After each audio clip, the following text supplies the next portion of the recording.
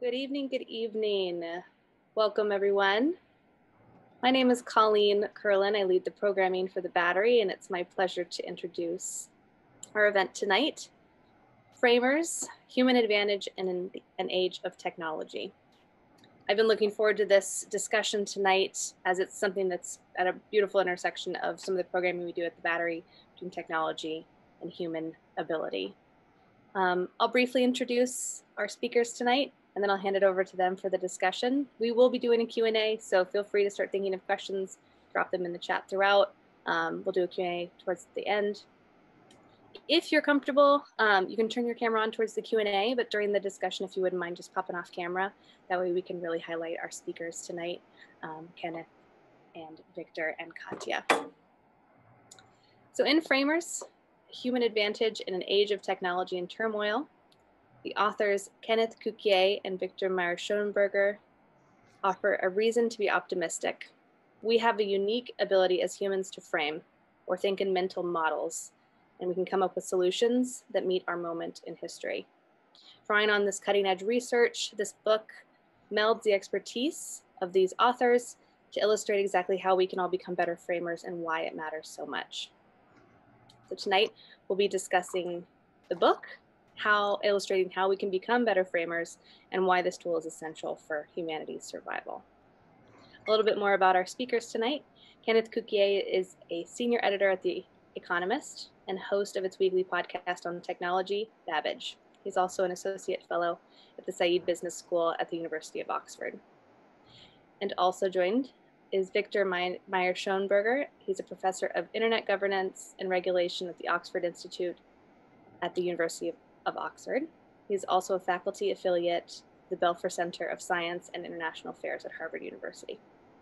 And they are joined in conversation with Katya Veresen. She is the founder of KVA Leadership, and she is an executive coach and a friend of Kenneth. Katya, I'll hand it over to you for tonight's discussion. Thank you, Colleen. I'm really excited to be here, and as a coach, framing and being a framer is essential. So this is going to be a very rich and powerful discussion. Thank you, Kenneth. Thank you, Viktor. So to kick it off, Viktor, could you tell us what is a framing?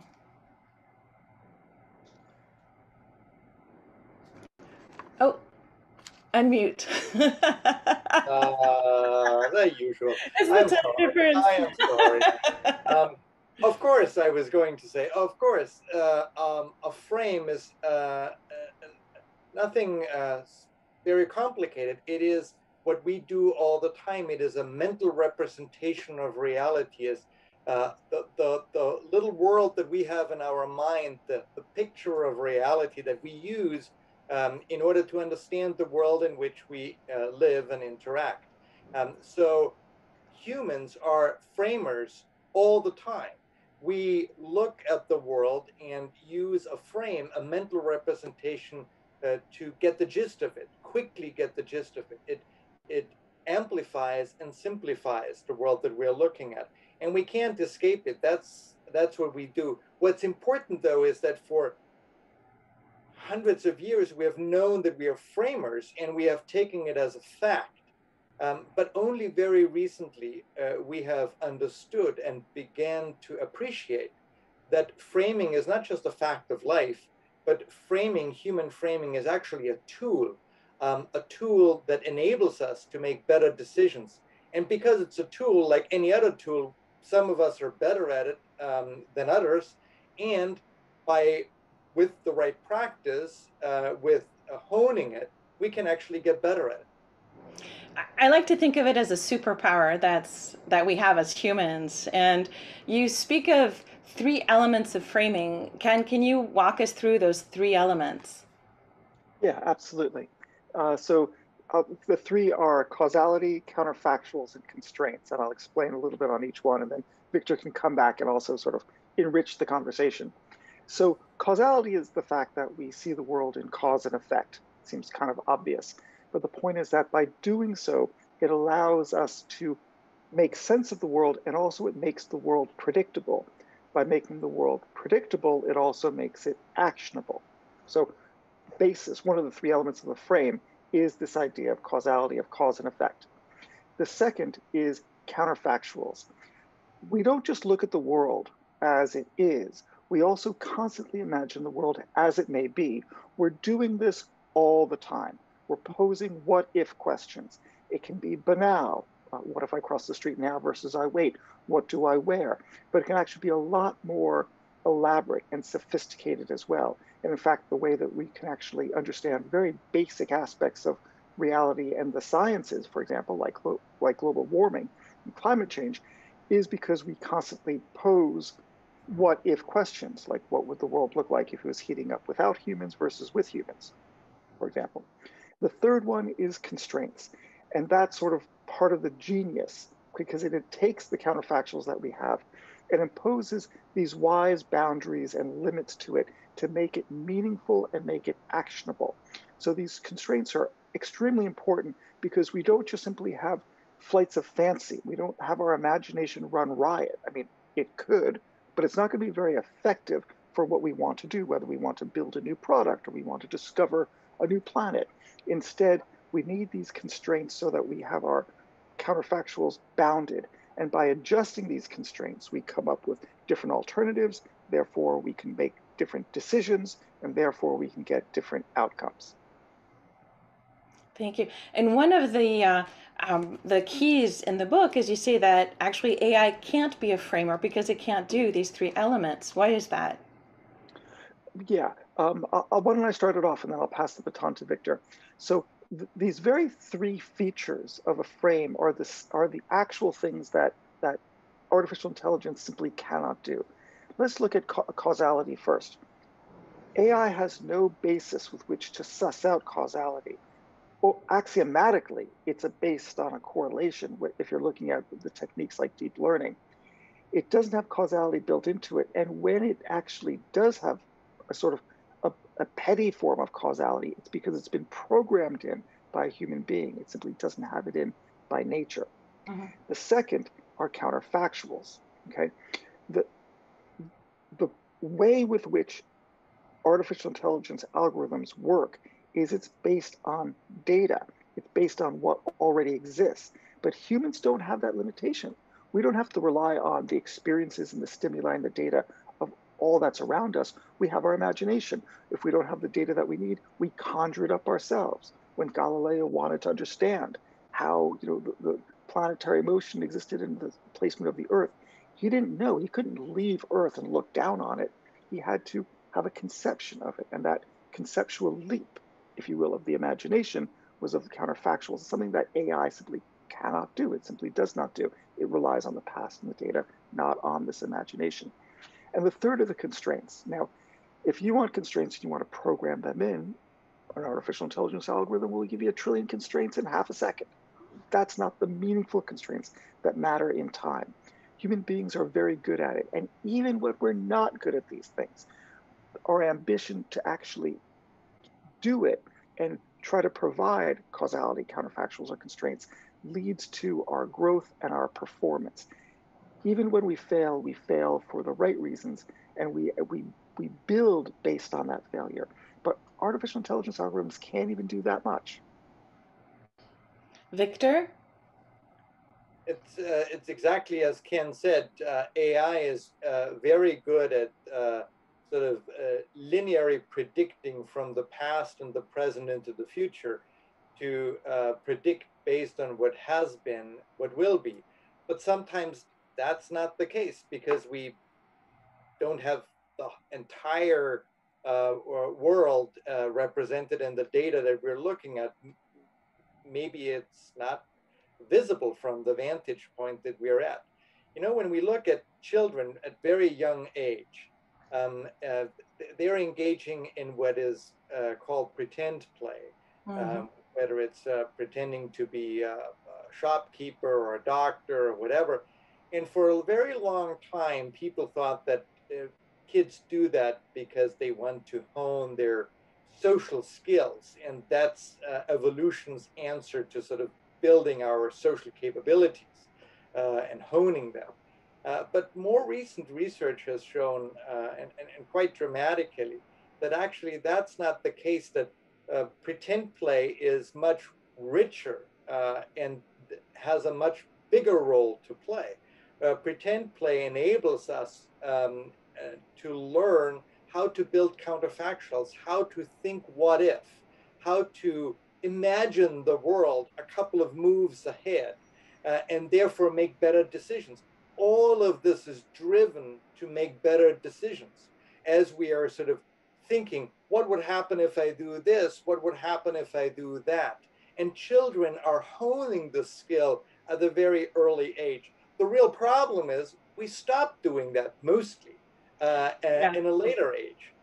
And so Alison Gopnik, a professor at the University of Berkeley and one of the world's expert on this, quipped that children are the research and development department of humanity, while unfortunately we tend in older age tend to be more marketing and sales. We forgot how to be really good at this kind of superpower, as you called it, that we possess. It absolutely is a superpower, and often in my practice I encouraged the power of play because we take greater risks and we're able to really vision the future.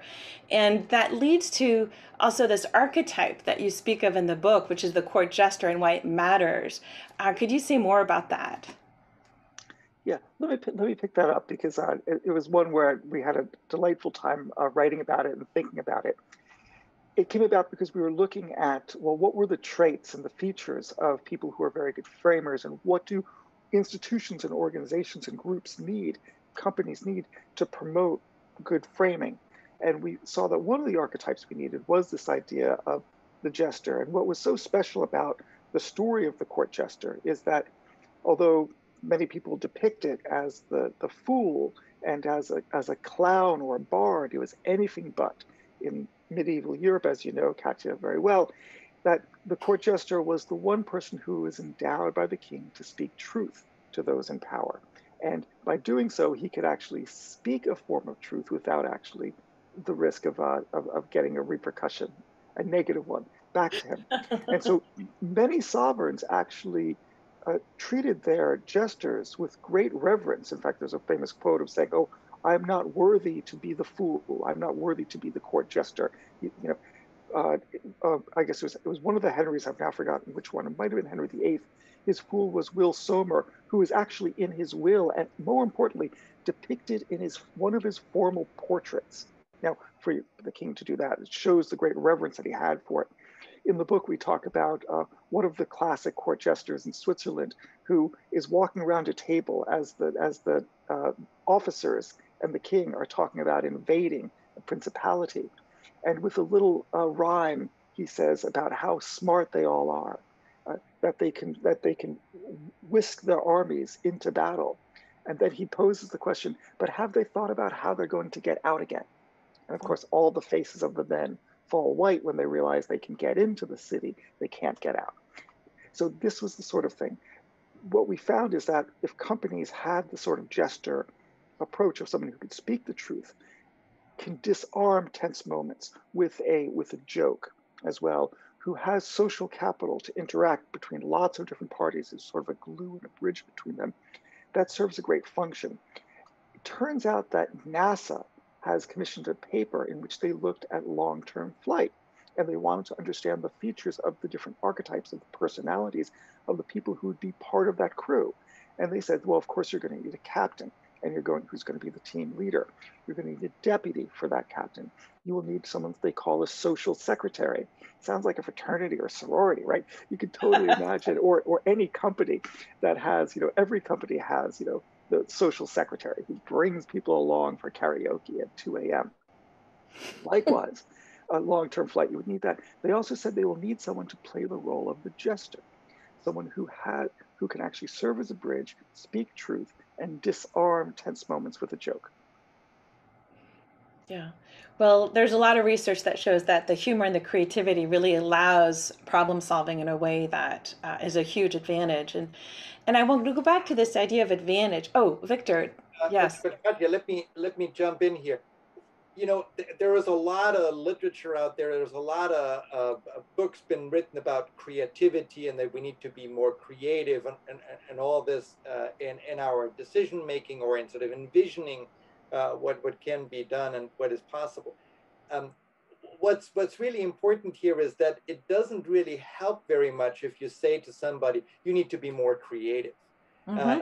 What does this mean? How can I put this to practice? And what is really important, and I think that's what drove us to write this book, is that frames and framing and the three C's that Ken mentioned, causality, counterfactuals, and constraints, and how we can apply them, and the heuristics behind them, we can make this work. We can devise a tool out of it so that it becomes far more powerful than just the quip, be more creative. That is correct, but it is not particularly helpful because it's very hard to operationalize. But if you explain people, look, you have the three C's, you can play the what if, and what are your constraints, what are the hard ones, what are the soft ones, how can you play around with that? And when they ask, but how should I approach my constraints, you can say, well, you change only the minimal amount at first, change the things that you can change rather than hope for some divine intervention, for example, and so forth. What I'm trying to say is that framing is a practical tool rather than the sort of almost cliche, let's be more creative in order to drive better decisions. And that makes it so powerful. I'd love to continue in that direction because it is powerful, and I'd love for you to share a way you've used that in your own life that's had great impact. Sure, I can share a very personal story if you want, and it, playing with constraints and then eliciting better options is really the key to framing, because the reality is we oftentimes artificially constrain, limit our options, our possibilities to the conventional one or two most obvious ones. Mm-hmm. But our decision space oftentimes is bigger. My late mother, she a few years before she passed away, in her early 90s, she was hospitalized for a laceration that she had. As she was checked into the hospital and her vitals were taken, it was discovered that she had a very high blood pressure. And so they gave her medication to lower the blood pressure because that's what the conventional option is. That's what the conventional decision is that they take usually. What this did to her was that it made her quite passive. It took the life out of her, and she was in bed. She wasn't moving very much, and she was at the brink of developing pneumonia. When I approached the doctor and I said, we should, I think, take her off that medication because it looks like she had a very high blood pressure all of her life. And so her body is used to that. If we suddenly artificially lower that, we actually take the body out of its comfort zone. And so that may be the wrong decision. It may be the conventional decision that you as a medical doctor take when you see high blood pressure because it lowers the risk of a stroke. But it also lowers dramatically the life quality. And so why don't we try a non-conventional option, take that medication away, accept the risk of a stroke, but give her life quality back. And the doctor waited and said, are you willing to take the risk? And I said, absolutely, I am willing to take the risk. And we took her off medication, and she was almost like new again. She was hyperactive. She was getting out of the hospital. She had all the life in her again. Now, 3 years later, she died of a stroke at the age of 91. But I am absolutely convinced that this was worth it. You know, Victor, that's a remarkable story because and example, and so powerful because in becoming a framer, and I love how you use the noun versus the verb, right? You're taking this identity of being a framer, you were able to create and help create this 3-year experience that was remarkable for your mother, and also in the face of a different frame, which would be the medical establishment. And so to me, what you did actually was being sovereign and having your own agency, which is quite remarkable. And I think that is why it's a superpower. And framers have that agency. And what is important here is I did not have to reinvent or come up with a totally different frame. I remained in the, if you want, in the medical frame. I just said, look at that constraint, the constraint of high blood pressure. Why can't we sort of loosen that constraint to do something about that? Fully aware of the risks that we're having, but that creates different decisions. And in my case, or in the case of my mother, it was very powerful. It also was surprising because it kind of prompted the doctor to kind of think about it and to ponder not just sort of life expectancy and optimize on life expectancy, but really take to heart life quality, which actually, in my view, matters perhaps more. Absolutely. And there's something in the book that you talk about, which is, and kind of love to go there with you, this whole like thinking out of the box that people try and do all the time. And in the book, you explain, no, that's actually the wrong way to go about it. Ken, can you talk more about that? Yeah, absolutely. So the cliche to think outside the box comes from the 9-dot test. And in the cover of the US edition, which many of you will see, we do have a picture of this little I saw that. androgynous sort of person looking up at the 9-dot test, and it's done for them. And we liked it. It evokes very nicely this idea of sort of thinking outside the box. You have to draw the lines outside of the imaginary box that the 9 dots create to answer it.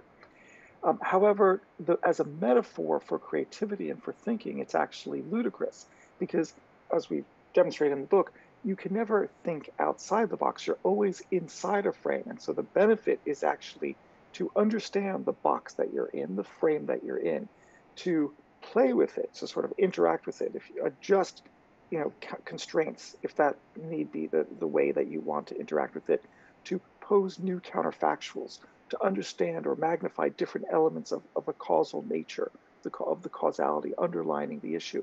And when you're in that frame, stay within that frame. You're probably better off sticking to the frame and innovating within it. Or if the existing frame doesn't work, reframe it. But don't think you're actually leaving the box. Leaving the box is the wrong metaphor. It's also not particularly effective. What you want to do is you want the box, you want the constraints, you want to actually be nestled in it to understand it, and that's where you're probably going to be successful. Well, that's really helpful, and I think that there's a lot of power in understanding and recognizing that we're each consistently in boxes, in these frames, and to start questioning our assumptions in order to figure out which frame we're actually operating from. I also enjoy how you're both really making friends with constraints.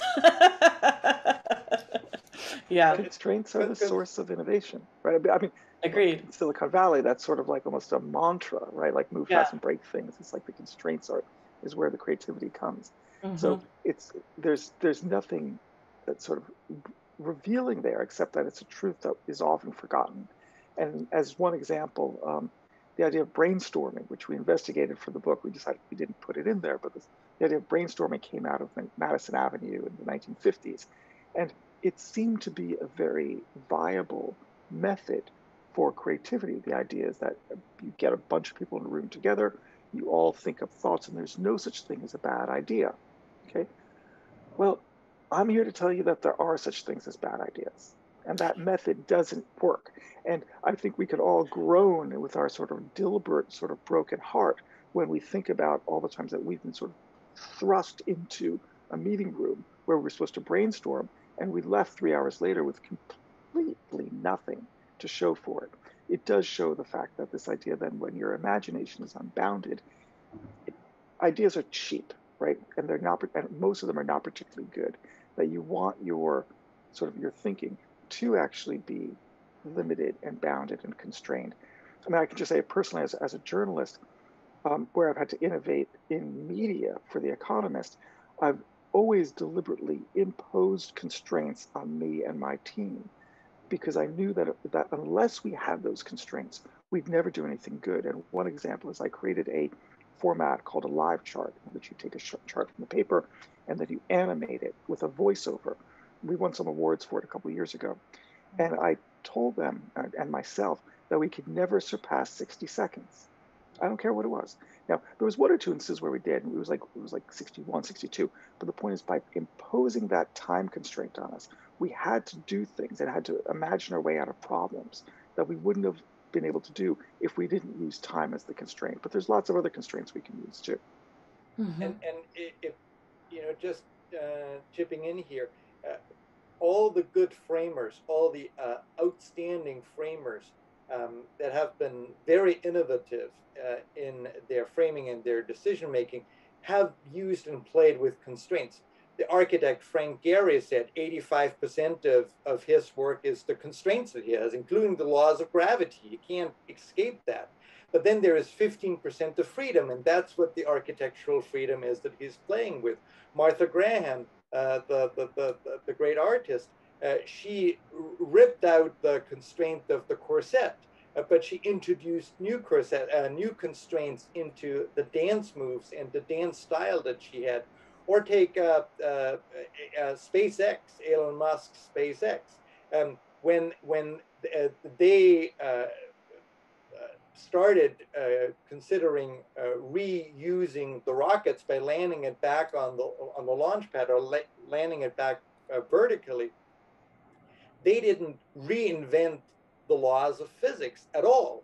They stuck to the laws of physics. They stuck to the laws of aerodynamics. But what they realized was that the constraint that existed in the 1960s, that there wasn't enough computing power in order to use and good enough sensors in order to fly the rocket back and relight it, that kind of constraint now in the 21st century has gone away. We have enough computing power, and therefore we can revisit that constraint and build a reusable rocket. And people that play with these constraints are usually the great innovators. The Wright brothers are seen as the sort of the people who invented flight, powered flight. But what they did was to take aerodynamics and the principles of aerodynamics and play with that and understand, crucially, as nobody else did at that time, that the propeller wasn't like a ship propeller that was sort of cutting through the air, but was actually an airplane wing that created aerodynamic updrift, or it created aerodynamic lift. And so they played around with that and understood to how to constrain correctly. Constraints are your friend rather than your enemy. Yeah. I'd like to ask one last question before we open it up. Something we haven't spoke of yet is to really bring home the consequences and the power of framing. If you could go over one of the case studies you talk about is the difference between the UK and New Zealand in addressing COVID-19. Yeah, sure. So there's many features of why different countries came to the different conclusions that they did in terms of their response to the pandemic.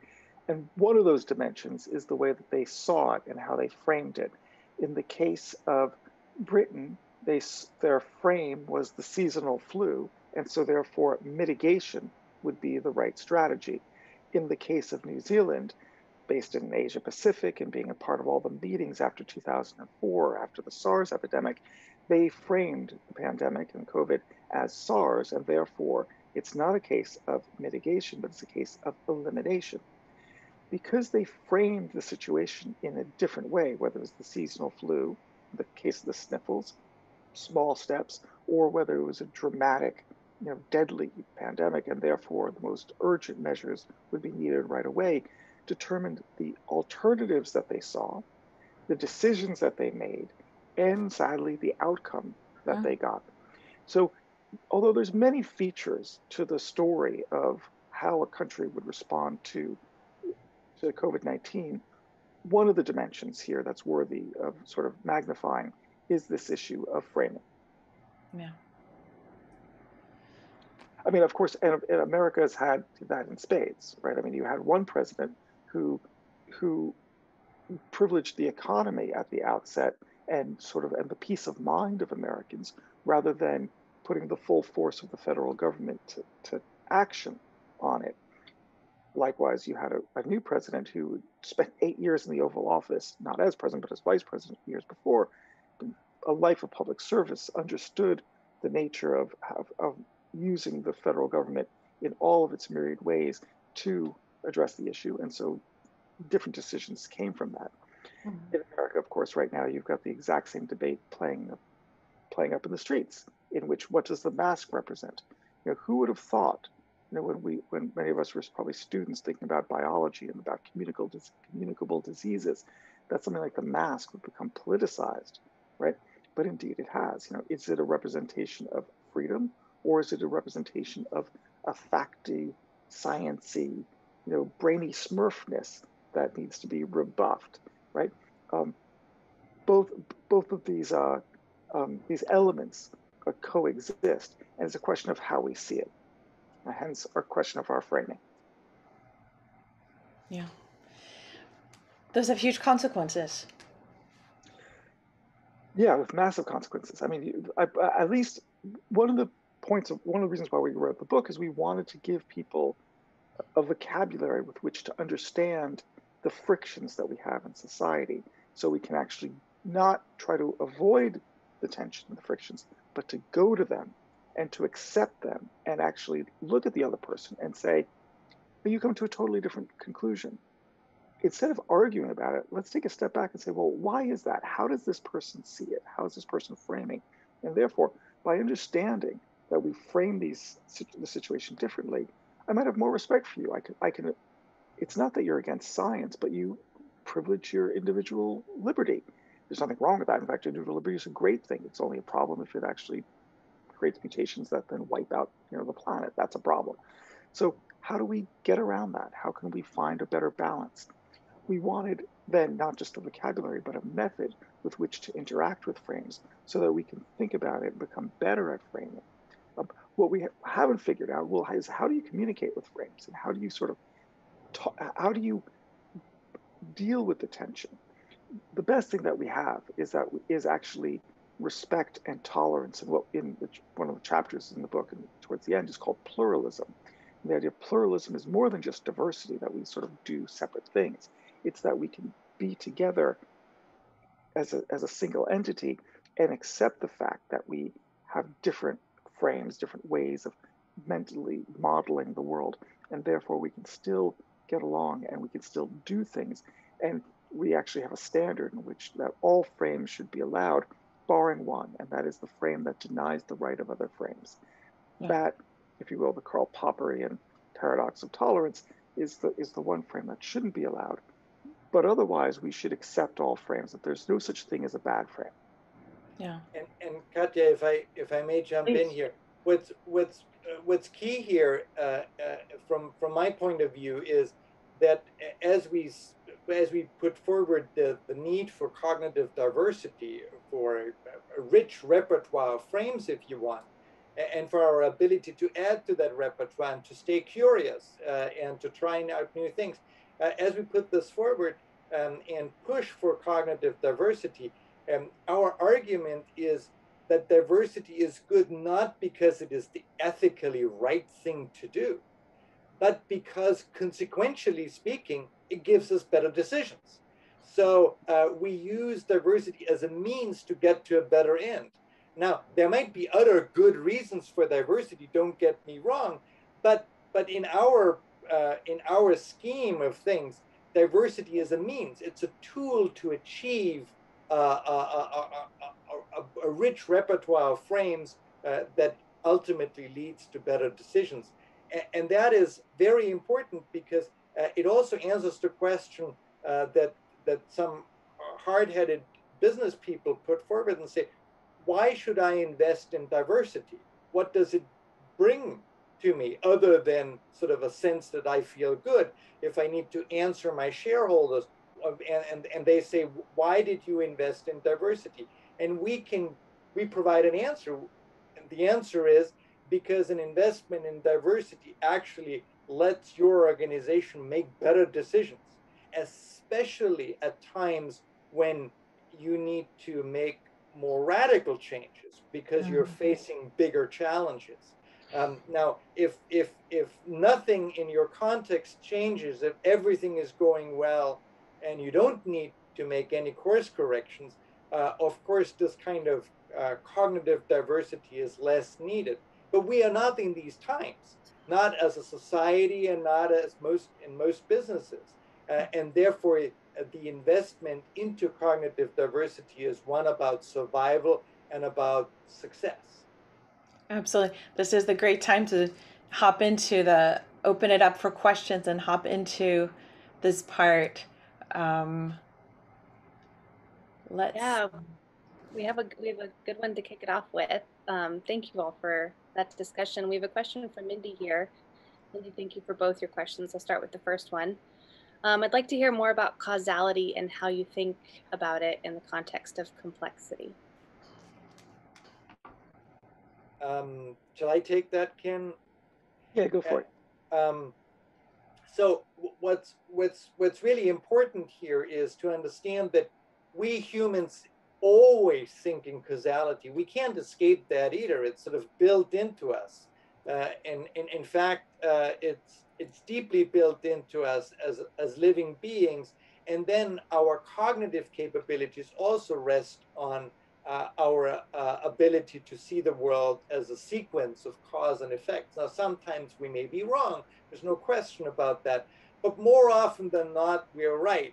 And in fact, when we think about our causal mistakes, we oftentimes are biased, much like we are biased with, with the red lights that we are encountering driving to work.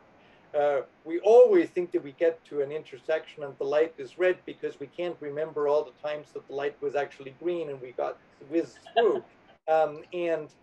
Similarly, we remember whenever our causal inferences were wrong, we forget all the dozens and dozens of time every day that our causal inferences are actually very correct. Now, the problem in the data age is that data analysis only gives you correlation. Correlation doesn't have causality. Folks learn that in the first term of their statistics classes at university. And so the problem becomes that if we only look at data and the analysis of data, we don't see causes. We need to go beyond that. And that's what mental models, that's what frames help us do. Complexity adds a wrinkle to causality, an important one in the sense that it's not so easy, it's not so simplistic to point at one single cause. But there is still causality there. We haven't taken causality out of the picture, even if we add complexity, or if we were looking at it from complexity. The problem that we have in the data age, and Ken and I know a lot about it because we wrote a bestseller about data and the use of data a couple of years ago. And we pushed for using more data and using data analysis in order to drive out insights.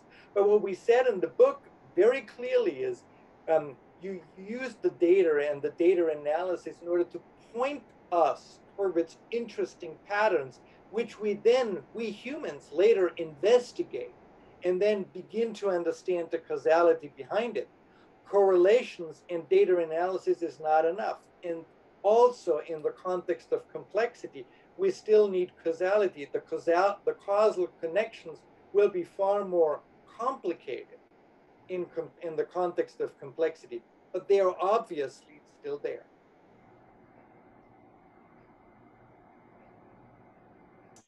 Thank you. Mindy, I think your second question actually relates to what Viktor and Ken were just talking about with the importance of diversity. Mindy's question is, how do we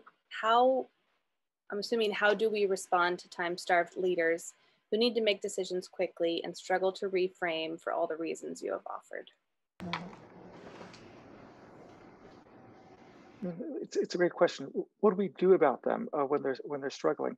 Well, the point about framing is that you're able to make decisions more quickly than if you are than all the alternatives, because you're basically dealing with a mental model. You're dealing with an abstraction.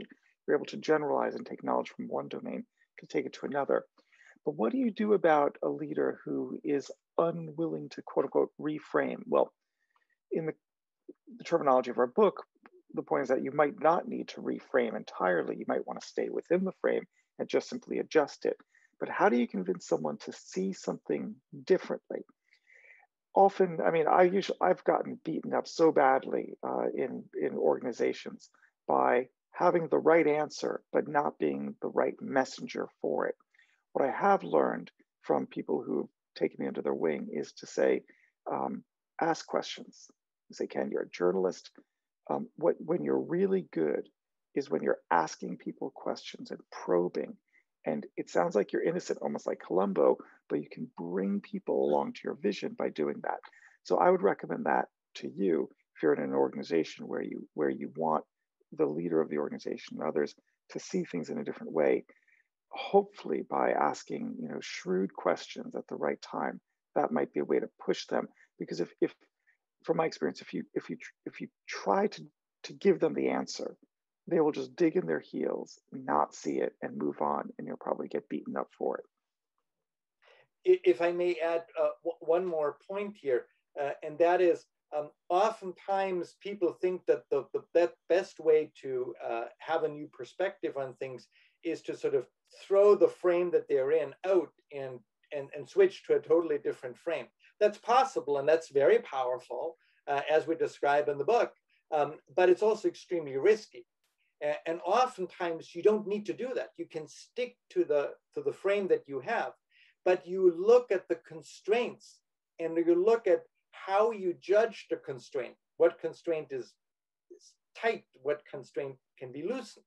And to come back to what Ken just said, that's the beauty of questioning. You can ask a leader or a decision maker and say, tell me the constraints that you thought were unmutable and couldn't be changed, and tell me the constraints that you thought were changeable, and then by doing that, question perhaps some of those assumptions about those constraints. And as you question them, and as people understand that some constraints perhaps aren't that hard but maybe soft, it produces a whole slew of new options. And then therefore creates the opportunity for better decisions.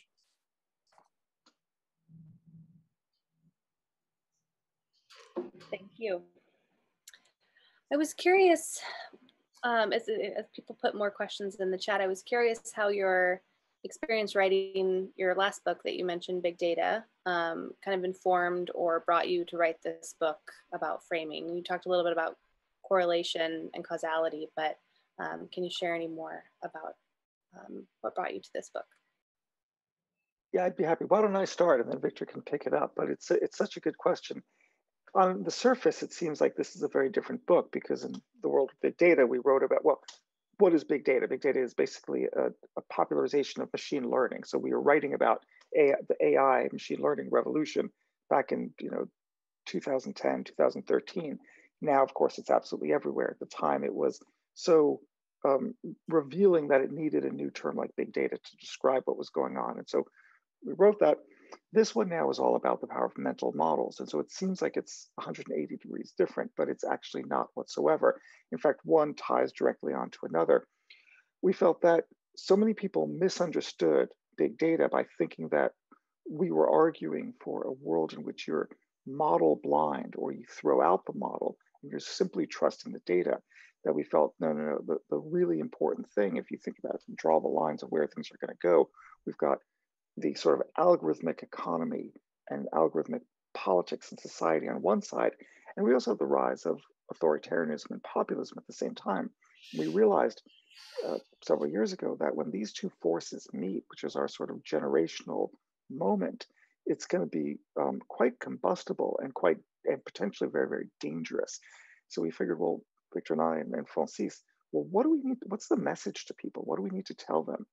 And drawing on this idea that data is so important and AI is going to be so valuable and successful, we're not critics of it, but we wanted to emphasize the role of the model and the mental model most of all, and bring that front and center. Because once we understand that we have a mental model and that we can use it as a tool, as a cognitive muscle to make decisions, we can suddenly see what's so important about humans that go beyond what AI is able to do, and why there's still a role for humans. However, we've got to get better at it, and we've got to sort of endow tolerance and diversity and pluralism within it. And if we don't, then we're going to be in trouble. So it's an answer to the hyper-rationalists who want AI everywhere on one side, not realizing there's the human framing involved, and also to the populists and authoritarians who have simple answers and wrong answers to complex issues, who want to give up on this capability as well.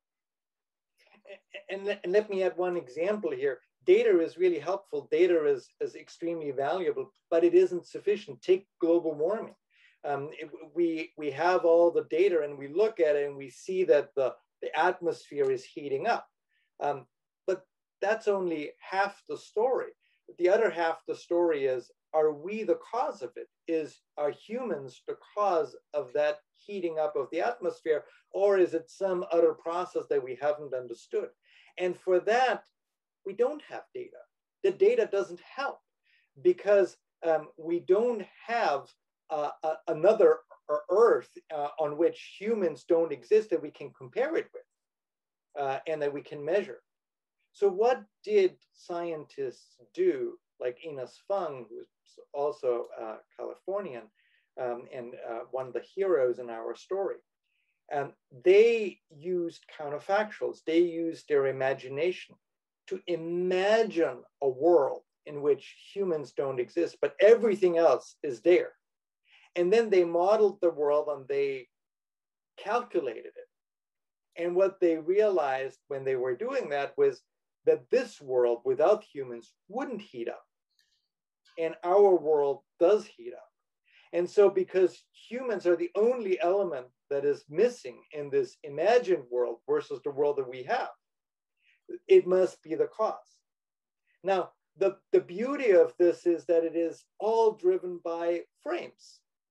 Ines Fung and her colleagues are exceptional framers, because not only did they use causality, but they used counterfactual imagination, and they used the right constraints, in that case, the laws of physics and the laws of chemistry and so forth, in order to create a parallel imagined world that doesn't exist, to drive out or to sort of tease out the causal connection there.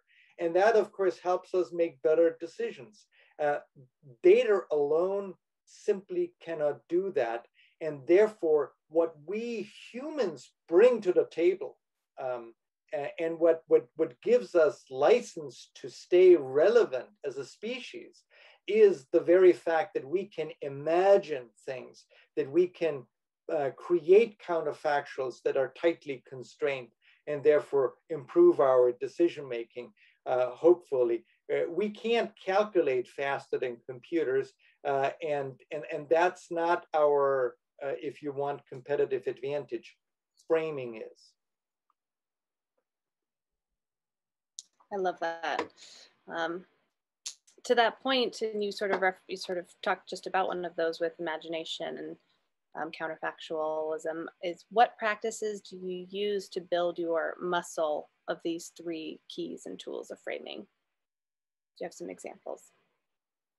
That's great. In the book, we actually come up with several techniques that people can use to boost their sort of ability to frame.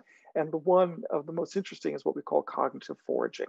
And that is the idea that you deliberately go and search out for new experiences and new ideas not for any deliberate practical purpose, other than the fact of a form of just cognitive enrichment, in which you can just sort of keep it within your spheres. And when the time comes that you need to sort of think of things in a new way by adjusting constraints or adopting just a different frame altogether, you've sort of the ballast with which to draw on. And there's been lots of examples of people who have deliberately done just that sort of thing, and a lot of sociological research as well, that when you know people from outside of your social group and who can bring you new ideas, you become enriched. And Ron Burt is a professor at the Booth School of Business at the University of Chicago, who has done a lot of research on just this very issue to find out that people who have wider social networks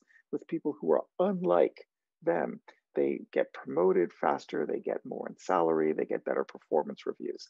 So it shows that there's this great benefit from having this wide variety, informational diet, and a wide variety, a little bit like a buffet that you can sort of use to train your mind as a muscle. Again, not in any practical, deliberate way, but knowing that if you just put it into the bank, you'll be able to, as a deposit, you can take it out as a withdrawal when the time comes. Mm-hmm. And another example is pretend play. I mentioned that the very young kids do that in order to hone their ability to come up with good counterfactuals. And now in adult life, a lot of people give up on it. But we have, of course, very easy tools to take up those skills and hone them again. Reading a novel, watching a movie, or a crime movie, and sort of thinking through it and say, who's done it? Who has done it? Well, what if she did this? And what if she is the murderer, or so forth? This is all kind of helping us come up with better counterfactuals. Even playing a good video game does it. The couch potato is not necessarily a couch potato, but actually maybe honing counterfactual skills. And that's good news for lots of us. Absolutely. You heard it here. Video games. It's part of framing practice. We have a question from Tatiana. It's a long one, so I'm going to read it. It seems like framing or mental models are generative of data, not just tools for analyzing it. What does this say about the realness or completeness of the data that we see and gather? Should the questions about the data that we have, should we be asking, what data are we not gathering? How does this blind us? And if we rely on data to describe our reality and chart our future, then are we always missing out on the whole? That's a big, big question. If we started with that, we'd still be talking about it. I personally believe, I'd love to hear what Viktor and Katja think about this. I think the answer is somewhere in the middle, but I don't mean that in a wishy-washy way. I mean that in a very muscular, sort of hard-nosed way. It is true that the data is only a representation of reality. It is only a simulacrum of all that is in the world, and that there's an information quotient to the data that can actually be high or low, depending on the quality of the data. And if the data is only a representation of the world and not the real thing, like a map is not territory, therefore, can we trust it? There is a huge industry of people who are going around the world and telling you that because data has this inferiority embedded in it, this inconsistency, this problem, that we can't trust it. And that's bullshit. The fact is that even though data has this inherent problem with it, this inherent inferiority, for lack of a better term, we still should embrace data, use it, recognize its limitations, understand it, but still apply it to the needs of humanity now. So we can have it both ways. It doesn't have to be perfect. We can still understand its flaws. We can interact with it, nevertheless, get the benefit from it and do great things with it. And we should. In fact, I think we have a moral responsibility to use data to solve our problems. Ignorance is never bliss. It never is, except in extreme circumstances. And so having more data and understanding the world as it is better is always advantageous. But that's not enough. As the framers' argument puts forward, it's not enough to just understand the past or understand the present, because we are agents. as humans. We are agents of change. And as we're agents of change, we not only need to know where we came from and where we are, but where we're going. And that requires this imagination. That requires counterfactual thinking. And that is something that the data cannot do. So yes, we need to have the data in order to sort of get our bearings, no question. And there is no way around that. But then based on that foundation, we then need to look into the future. And for that, we need framing. Yeah, I would simply add that data does have its limitations. I like to think of it as it's one slice of reality. And for the rest of it, we go into what ifs, how might we, and really leverage our imagination. And then we get the best of all worlds.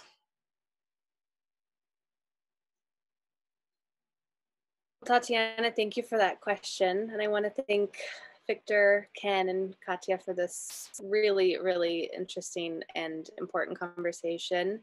I will drop a link to their book, Framers, again in the chat, where you can purchase it and read more about their research and explore the tools on how to do framing. Viktor, Ken, is there anything else you'd like to say to wrap up, or things that you want to leave us with on framing and how we can be using it? Well, I want to thank you. I want to thank everyone who's been attending virtually. And I also want to thank Katya for some great moderation. So thanks all around.